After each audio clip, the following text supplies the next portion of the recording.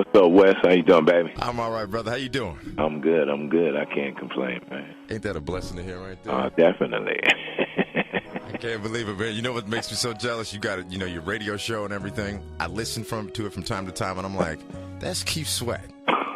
Like I've been hearing Keith Sweat doing this thing for years, man. And so I just want to say, as a person to an artist, thank you so much for all the blessings that you man, shared with us. Thank you. I appreciate you, man. I appreciate that so much.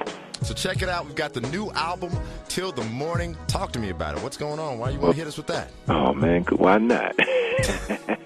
Nah, seriously. But, I've been dropping albums for a long time. So basically, I thought it was time for another Keith Sweat album. I mean, I wanted to, brothers been hitting me up in the mall, hitting me up on my Facebook, hitting me up on my Twitter. Yo, wait, we ready for that next Keith Sweat. So I said, man, let me do y'all a favor and drop this new album. Let me beg a little bit more so y'all don't have to beg. As my mama said, don't nobody beg like Keith Sweat. Right, so I had to beg a little more so y'all, because, it was getting a little crucial out there. So.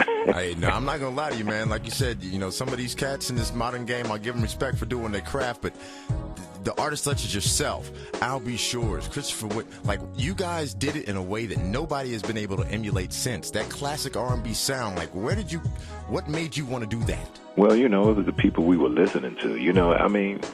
What happens is, as a youngster growing up, it depends on what your parents are listening to in the household and what you're listening to, and then you grow from that. A lot of times, the people that are listening to songs that are growing up is more rap orientated. They didn't grow up listening to the Ron Isleys and Gerald Leverts or the old or the old Jays or Spinners and just to name a few of those people.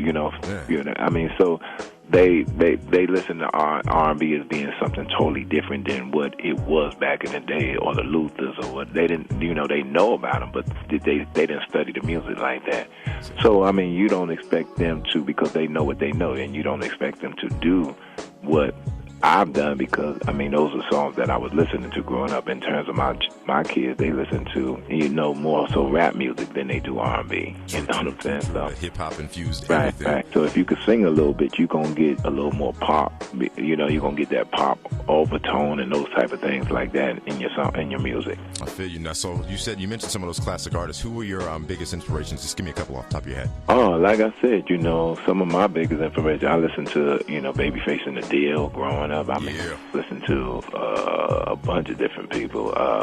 Freddie Jackson growing up. I listened to Luther growing up. So a lot of what I listened to was those influences. Different influences. Coming from that era, and basically I just added my own element in it. I added what I felt like. Okay, if I were to do this song, this is the way I would have done it. So I stole from them. At least you're honest. I stole from them and incorporated what, I felt, I want to incorporate. I think the music was hot and the melodies were hot, but on the slow songs, that hit wasn't there for me. So I just added that 808 and that kick to make it feel. You know about that 808 kick drum? Yeah, that 808 kick and all that, and my slow songs to make it feel like, okay, yo, it's different. Now, it was the same thing melodically, but it just felt different because of that boom. So when, people that didn't have no systems felt like they had systems. Riding around with one speaker working, like, man, you hear that new you hear that 808, baby? I got a system in my joint. Now tell me something, man. So I know if you're bringing that classic sound, your new lead single, Make You Say Ooh. Talk to me. Well, Make You Say Ooh is, that vintage Keith Sweat. Like I said, I wanted to come back with R&B. And someone, when I was doing an interview, someone said, man, it sounds a little old. I said, nah, baby, that's just that I'm staying in my lane. There you go. Like that.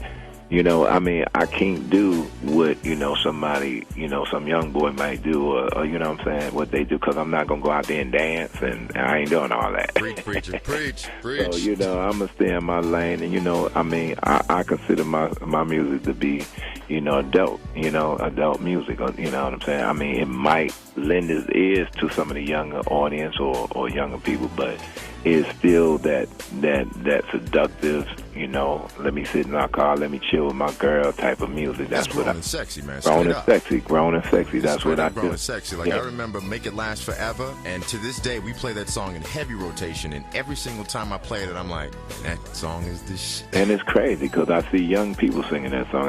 I'll go to the show and I might see somebody 21, 22 be like, "Make it last forever and ever." I be like, oh, damn. I mean, it makes me feel good because they parents love the music and they grew up listening to it as well. So it kind of like, I mean, I go through a mall and people say, yo, they go Keith Sweat, and they might be 18 years old. I'm like, damn, how you know me? Right, like, for real? Like, for real. Like, so it's a good look on me, definitely, you know. So I'm proud to say that the music I've done or the music that I've created all these years has transcended itself to where it is now, or to the point that with people younger or the younger demographics love the records just like, you know, it just came out back in the day. True compliment from a great artist. Now tell everybody, young, old, black, white, dog, or cat, when they can get the new album. New album to the morning in stores tomorrow. You know, download it, do what you do. Go to iTunes. Download it, do what you go to iTunes, go to the store, whatever. It's better to go to the store and purchase the CD. I'm an old school cat myself. I mean, the downloading thing is convenient and easy, but I like the days of walking up and down the aisle, grabbing that CD or that LP, flipping it on the back cover, checking out the cover. But you can art. read the credits. You see the artwork. You know, I mean, you keep it in your car. You know what I'm saying? It becomes a memorabilia piece for you. You know what I'm saying? You can look at it and say, "Damn, you know, this is that new CD from Keith Sweat." Remember walking to somebody's house like that? You walk over, you got the new somebody might steal it from you if you leave it at the house, like the old, like the first album. You know, I mean, because we can talk about. I mean, so many people coming to me and tell me, "Man, I bought that new that Make It Last Forever CD again, and somebody stole it again. I can't keep that joint." I'm gonna confess something to you. The Nobody single, I bought that thing 4 times. Okay. Twice I left it over to Shorty's house, my bad. Second time my brother got me because I left the other 2. So the 4th time I was like, that is mine, and I'm keeping it. But I say it in jest and in truth, man. Thank you so much for all the love, man, for real. Man, I appreciate it. Thank you for having me on the radio, man. I appreciate that, and make sure y'all going by.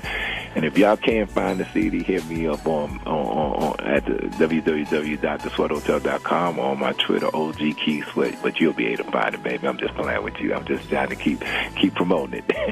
Ain't nothing wrong with it, man. Great music deserves a great platform. Thank you. Appreciate it, baby. Keith Sweat, one. All right, thank you.